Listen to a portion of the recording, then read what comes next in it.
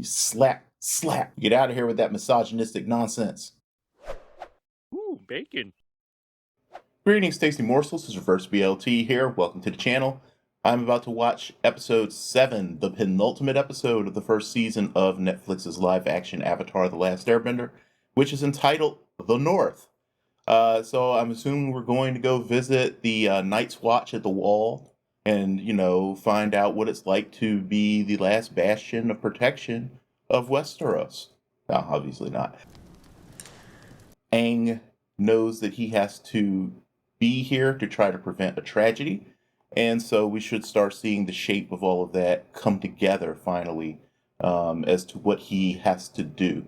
Katara, of course, is hoping to find herself a waterbending master to help her level up. Obviously, Aang also needs to do that. As the Avatar, he has to master all 4 elements in a specific sequence. Water is the next one after air, so he has to learn it next. So both of them have that little, continuation of their mission to do too. Sokka is along for the ride, but I have a feeling that he will find something up here that will make it worth his while to have traveled this far too. Wow, chicka wow wow. Stay safe, Your Highness.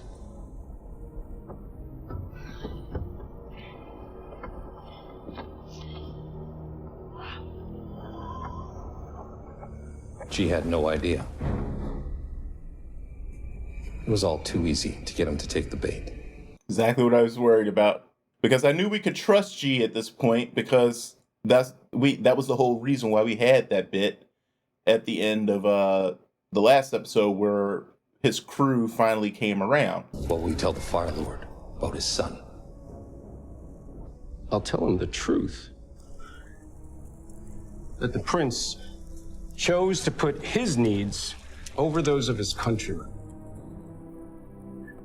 So we are still getting this, just in a different way. Zuko. Now I need to deliver my condolences to General Iroh. I'm sure he's been through a terrible shock. I mean, if you do it too early, you tip your hand, because how would you know that Zuko was on that boat? This whole time, I've been worried that I don't know what I'm doing. And the truth is, I don't. Nobody does. But at least I'll be able to do it with my friends by my side. That's right. Team Avatar. Yay! Team Avatar. I guess they wanted to save the effects budget for later, so they chose not to have them get tackled on the way in. Though I guess it makes sense that in this version, they probably had advanced word that they were coming. So why would they attack them in this version? I mean, who else is going to be on a flying bison, right?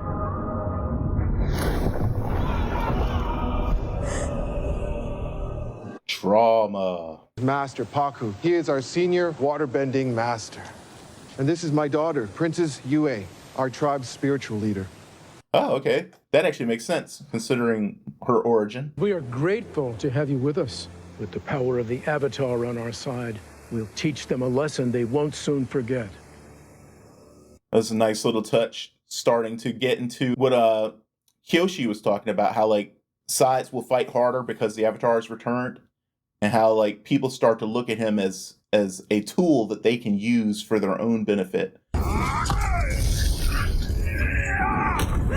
Oh, what a neat idea. Bringing in earthbending prisoners for her practices. The Fire Lord deems your performance below average. But I defeated him. You should have finished him at least 2 moves earlier. Interesting little touch also that it didn't speak to her directly. I'll burn everyone in the world until he admits the truth. What truth? That I'm the one.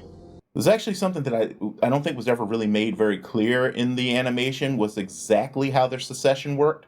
I don't think it was gender-based at all. I think it was purely based on primogeniture, like which child was born first.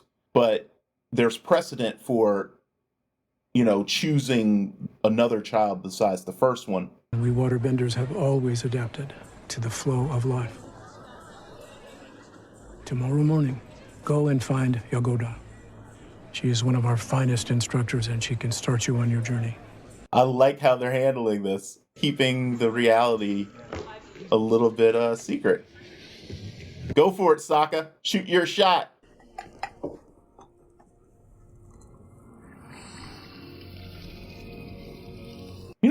I'm actually not sure if she could waterbend in the original. There would be a reason for us not to know that, actually. It might be viewed as a change by a lot of people, but it's not necessarily one. And yes, I'm being cagey because in order for me to talk about it fully, I'd have to reveal a plot point that's probably going to come up in about another 10 minutes in the show.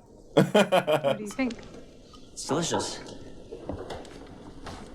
Don't sit on the table!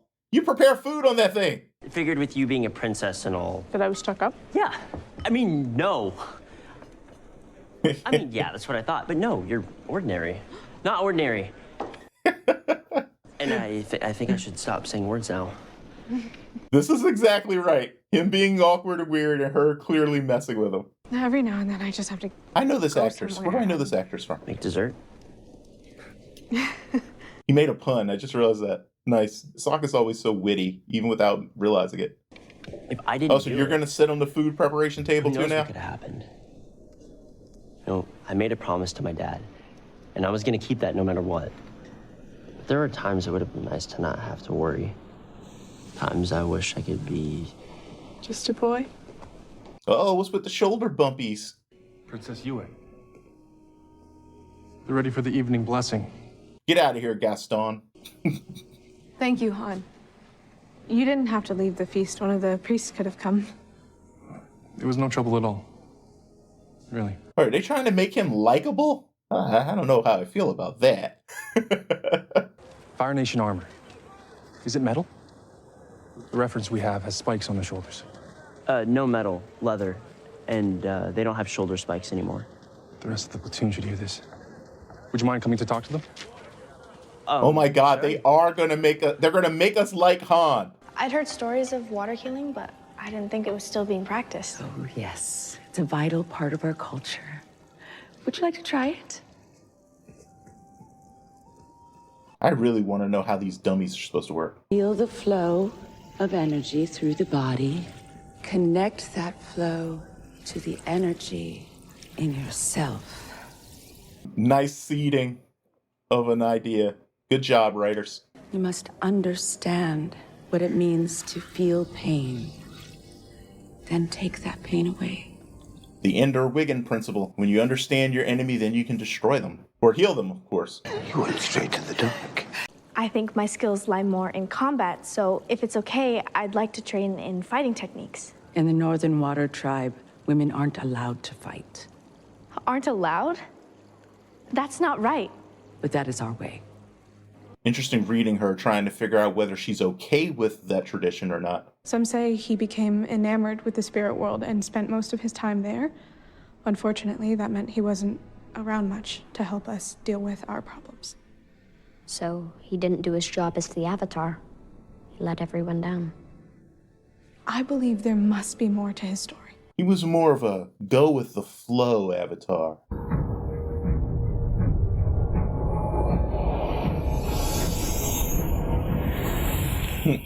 Man, Kirk brought you somewhere cold. What a jerk. The war I'd waged on the spirits damaged my body and corrupted my soul.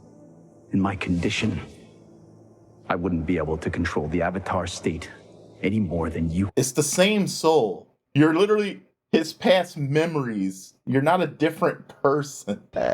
The Avatar must walk alone, or else the ones you love will suffer. I really do like how we're getting the different versions of advice, though, from his past selves. Is something wrong? It takes a while in the animation for us to really get how the memories of each life basically leads to a completely different outlook. And recombobulate. That's right. People talk. You're the fox! Yes. But how? Oh, wait. Okay, I get it now. So you pop over there just for fun? Wouldn't you? It's magical. Not quite the word I would use. You didn't like it? What's not to like nearly being mauled by a spirit monster, or getting my face eaten by a predator, or having to relive one of the most painful memories of my life. Painful? I was nothing. Never mind. Don't do that. Don't make it less than what it is. Yeah, you got to confront it, admit the truth, and then you can move past it. I overheard my dad saying he was disappointed in me. That I wasn't cut out to be a warrior. You were worried about your friends. You knew they were in trouble and you had to help them. Your heart. That's what sets you apart. That's what makes you a warrior. I have a feeling if your father saw you now, he would agree. Damn, Yue, you wise. Why did you turn down Han? Han is wonderful. Yeah, and this version is weird. He actually is kind of cool. The jerk But in he the is cartoon. not the boy of my dreams. Don't do that. There's a literal girl in my dreams. I've been like looking for her for like almost 30 years. That is sad and hilarious. I've been fighting firebenders ever since I left home. Can any of your men say that? That doesn't matter. Why not? Because this isn't about them, it's about you. You're not strong enough. Women aren't strong enough. You slap. Get out of here with that misogynistic nonsense. You gotta show them, Katara. They won't let me fight. They've been stuck behind this wall for so long, they've become frozen in time. Maybe we should talk to Yue. Or maybe... Maybe we should listen to them. Are you gonna push everybody away now, trying to be a lone warrior? Have you got a plan yet? The plan is to go in and capture the Avatar once and for all. The plan is to reclaim what's rightfully mine. So no plan. I'm working on it, Uncle. Nice.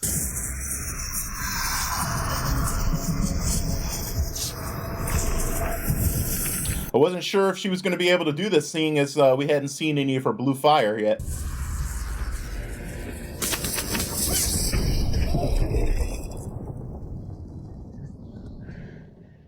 One hair out of place. If you're trying to talk sense into me, you're not doing a very good job. Sense?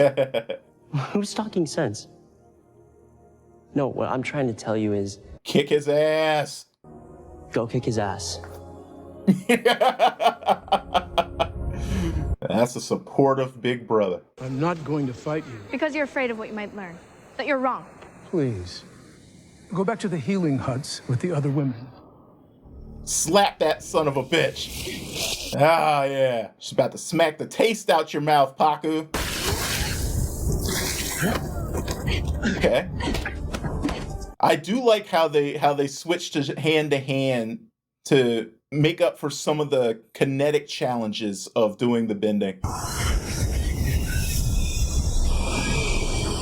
No, her hair blew out. You blow out Katara's hair, you're about to have a bad day.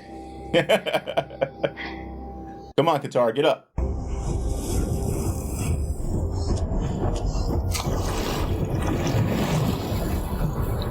Come on.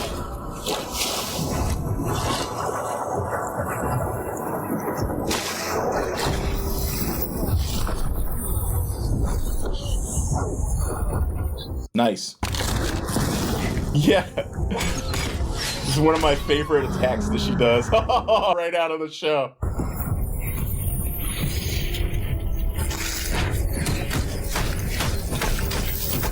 They're doing a really good job with this fight.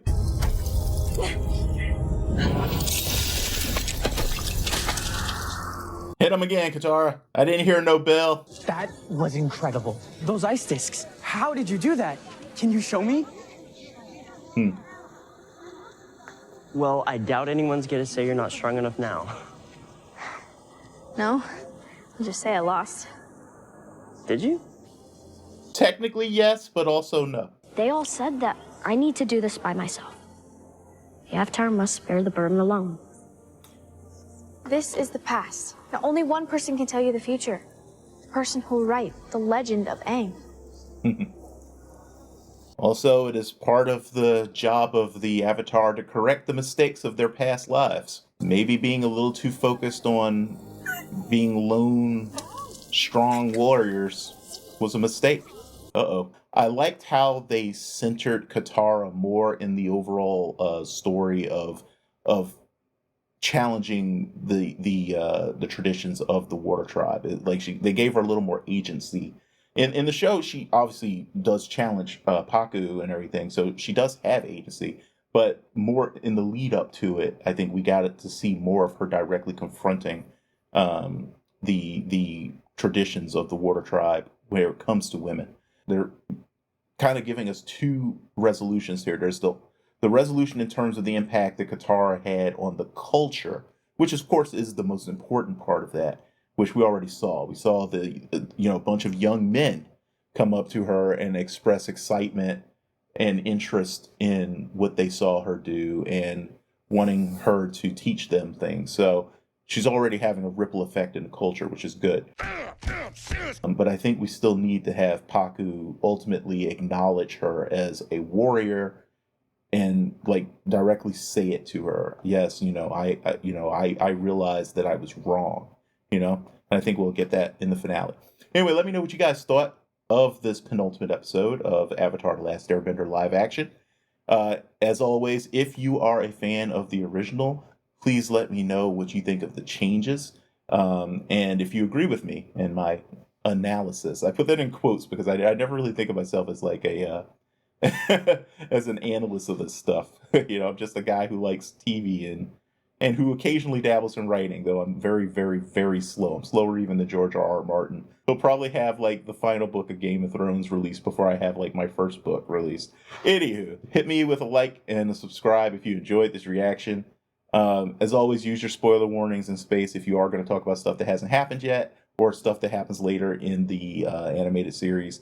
And as always, do your best to stay safe and be well. I will see you for the finale. Yep.